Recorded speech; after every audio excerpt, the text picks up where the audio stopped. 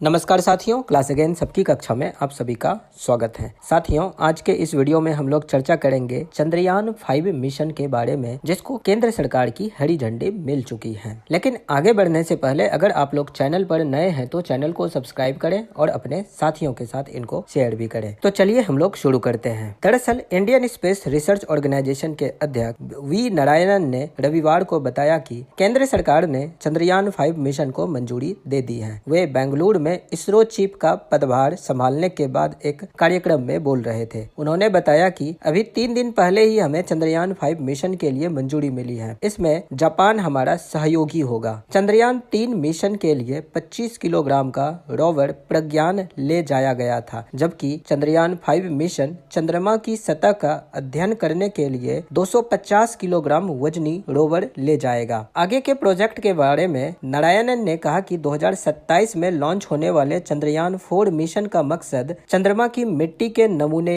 लाना है। वहीं गगनयान सहित कई मिशनों के अलावा अंतरिक्ष में भारत का अपना स्पेस स्टेशन स्थापित करने की योजनाओं पर काम चल रहा है। कैबिनेट ने पिछले साल सितंबर में चंद्रयान 4 मिशन को मंजूरी दी थी। इस मिशन का उद्देश्य स्पेसक्राफ्ट को चंद्रमा पर उतारना, चंद्रमा की मिट्टी और चट्टानों के सैंपल इकट्ठा करना और उन्हें सुरक्षित पृथ्वी पर वापस लाना है। इस मिशन पर 2104 करोड़ रुपए की लागत आएगी। इस स्पेसक्राफ्ट में 5 अलग अलग मॉड्यूल होंगे, जबकि 2023 में चंद्रमा पर भेजे गए चंद्रयान 3 में प्रोपल्सन मॉड्यूल, जिसमें कि इंजन, लैंडर और रोवर 3 मॉड्यूल शामिल थे। चंद्रयान 4 के स्टैक 1 में लूनर सैंपल कलेक्शन के लिए असेंडर मॉड्यूल और सतह पर लूनर सैंपल कलेक्शन के लिए डिसेंडर मॉड्यूल होगा। स्टैक 2 में थ्रस्ट के लिए एक प्रोपल्सन मॉड्यूल, सैंपल होल्ड के लिए ट्रांसफर मॉड्यूल और सैंपल को पृथ्वी पर लाने के लिए री एंट्री मॉड्यूल शामिल रहेगा। मिशन में 2 अलग अलग रॉकेट का इस्तेमाल होगा। हैवी लिफ्टर LVM-3 और इसरो का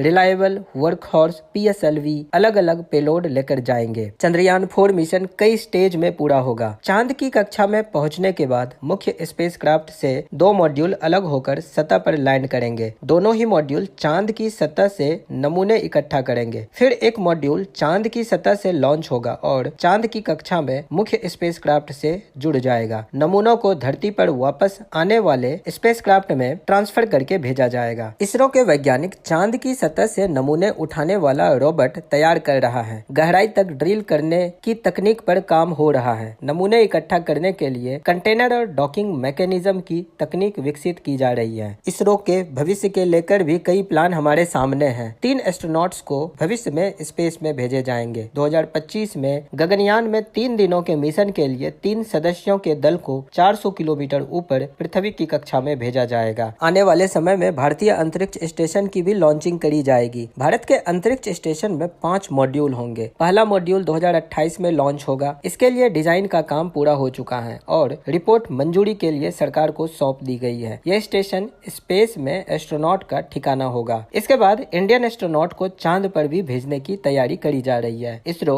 2040 तक अंतरिक्ष यात्रियों को चंद्रमा पर भेजने पर काम कर रहा है। अभी अमेरिका ही ऐसा देश है जो चांद पर इंसानों को भेज चुका है। चीन भी 2030 तक अपने एस्ट्रोनॉट को चांद पर पहुंचाने पर काम कर रहा है। इसके बाद एक वीनस ऑर्बिटर मिशन के लॉन्चिंग की भी तैयारी करी जा रही है। 1236 करोड़ रुपए का बजट इस पर रखा गया है। इसे मार्च 2028 में लॉन्च किया जाना है। VOM का प्राइमरी ऑब्जेक्टिव शुक्र की सतह और वायुमंडल के साथ साथ शुक्र के वायुमंडल पर सूर्य के प्रभाव के बारे में हमारी समझ को बढ़ाना होगा। भारत इससे पहले 2008 में चांद पर पहला कदम रखने में कामयाब हुआ था, जिसमें चंद्रयान 1 मिशन के तहत चांद पर पानी खोजने में भारत सफल हुआ था। दूसरा कदम भारत ने चंद्रयान 2 के जरिए 2019 में लगाई थी। चंद्रयान 2 चांद के करीब तक पहुंचा लेकिन लैंड नहीं हो सका था और इसके बाद तीसरा कदम भारत का 2023 में था, जिसमें कि चंद्रयान 3 चांद के साउथ पोल पर लैंड करने में सफल रहा था। इसको लेकर के मैंने